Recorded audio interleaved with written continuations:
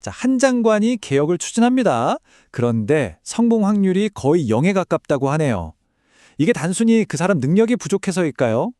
오늘 저희는요, 이 개인의 의지를 그냥 압도해버리는 거대한 정치 구조의 벽에 대해서 한번 슬라이드로 들여다보겠습니다. 오늘 이야기의 중심에 있는 인물, 바로 개혁의 선봉에 선 이해운 장관입니다. 과연 그녀 앞을 가로막고 있는 이 보이지 않는 벽들은 대체 뭘까요? 저희가 오늘 살펴볼 자료를 보면요, 이 개혁이 낙타가 바늘구멍 통과하는 것만큼이나 어렵다고 딱 잘라 말해요. 근데 그 이유가 뭐 개인의 의지가 부족해서가 아니라 그녀를 둘러싼 이 권력 구조 그 자체가 문제라고 지적하는 거죠.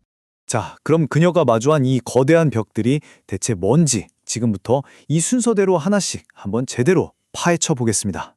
자, 그럼 첫 번째 질문부터 시작해 볼까요? 아니, 왜 이 임무는 처음부터 불가능에 가깝다고 하는 걸까요? 이 분석 자료는요, 그 답을 세 개의 아주 거대한 벽에서 찾고 있어요.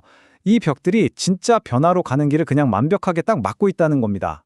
네, 이 세 개의 벽, 바로 기득권, 내부의 적, 그리고 최고 권력자의 침묵을 상징하는데요. 그럼 가장 먼저, 가장 강력하다고 할 수 있는 외부의 저항 세력부터 한번 살펴보시죠. 그녀가 처음으로 꽝 하고 부딪히는 벽, 바로 어마어마한 힘을 가진 노동조합 연맹 민주노총입니다. 보시면 이해훈 장관이 추진하려는 건 해고 요건을 완화하고 성과 연봉제를 도입하는 거거든요. 그런데 노동계 입장에서 보면 이건 뭐 말 그대로 우리 밥그릇 뺏는 거 아니냐, 즉 자신들의 생존권을 위협하는 행위로 받아들일 수밖에 없는 거죠. 이러니 충돌은 뭐 피할 수가 없는 겁니다. 특히 이분들은 자신들이야말로 현 대통령을 만든 핵심 지지층이다, 이렇게 생각하기 때문에 어떤 형태의 개혁이든 이건 배신이다, 이렇게 간주할 거라는 거죠. 자료에서는 바로 이 지점에서 즉각적인 대규모 시위가 터져 나올 거라고 분석하고 있습니다. 근데요, 외부의 적보다 더 무서운 건 어쩌면 내부의 적일지도 모릅니다. 이제 두 번째 벽을 볼 텐데 이게 놀랍게도 그녀의 정치적 아군, 바로 여당 내부에서 세워진다는 거예요.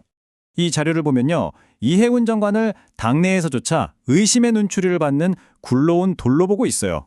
그러니까 우리 편이 아닌 외부인, 이질적인 존재로 본다는 거죠. 심지어 말이죠, 당내 강경파들은 그녀를 공격하는 걸 자신들의 핵심 지지층한테 나 이렇게 충성한다 보여주는 일종의 충성 경쟁의 도구로 써먹을 거라는 겁니다.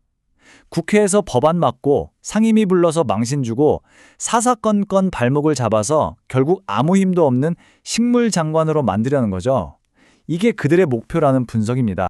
자, 이제 세 번째 벽입니다.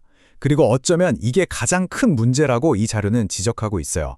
바로 최고 권력자의 침묵입니다. 분석을 보면요, 대통령은 개혁 자체는 원하지만 그 과정에서 생기는 정치적 싸움은 피하고 싶은 거예요. 그래서 그건 장관이 알아서 이해 당사자들을 설득해야죠, 이런 식으로 한 발 싹 뺄 거라고 예측합니다. 이건 뭐 사실상 손 놓겠다는 거나 마찬가지죠.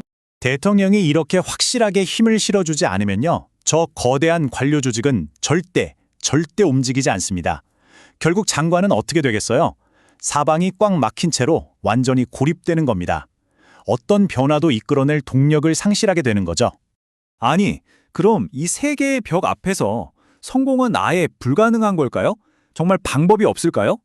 이 자료는 아주 어둡고 역설적인 딱 하나의 길을 제시합니다. 그 유일한 길이 뭐냐면요, 나라가 파산 직전의 경제 위기에 처하는 겁니다.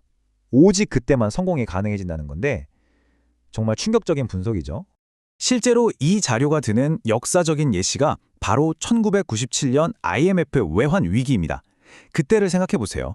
나라가 망한다는 그 극도의 공포심이 있었기 때문에 김대중 대통령이 그 엄청난 반발을 뚫고 정리하고자 같은 대대적인 구조 개혁을 해낼 수 있었다는 겁니다. 그러니까 환율은 막 치솟고 기업들은 줄줄이 쓰러지고 이런 극단적인 상황에 닥치면 개혁에 반대할 명분 자체가 사라져버린다는 거예요. 모두가 이게 독한 약이라는 걸 알면서도 나라를 살리려면 어쩔 수 없다는 생각에 울며 겨자 먹기로 받아들일 수밖에 없게 된다는 거죠. 자, 그렇다면 이런 비극적인 구조 속에서 이해훈 장관의 운명은 결국 어떻게 될까요? 이 분석이 내놓는 가장 유력한 결말은 과연 뭘까요? 결론은 이겁니다. 그녀가 실질적인 변화를 이끄는 개혁가가 될 가능성은 아주 낮고 오히려 모든 정치적 공격을 온몸으로 막아내는 방패막이로 쓰이다가 소모될 가능성이 훨씬 높다는 것. 이게 이 분석의 핵심적인 결론입니다.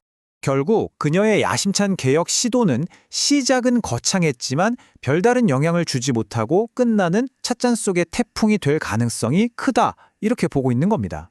결국 이 분석은 우리에게 이런 질문을 던지고 있는 셈입니다. 거대한 변화는 정말로 거대한 위기가 닥쳐야만 가능한 것인가 하는 질문이죠. 오늘 우리가 살펴본 한 명의 개혁가가 마주한 이 보이지 않는 벽들에 대한 이야기가 여러분이 앞으로 뉴스를 보실 때 그 이면에 숨겨진 권력의 구조를 꿰뚫어보는 그런 새로운 렌즈가 되었기를 바랍니다. 들어주셔서 감사합니다.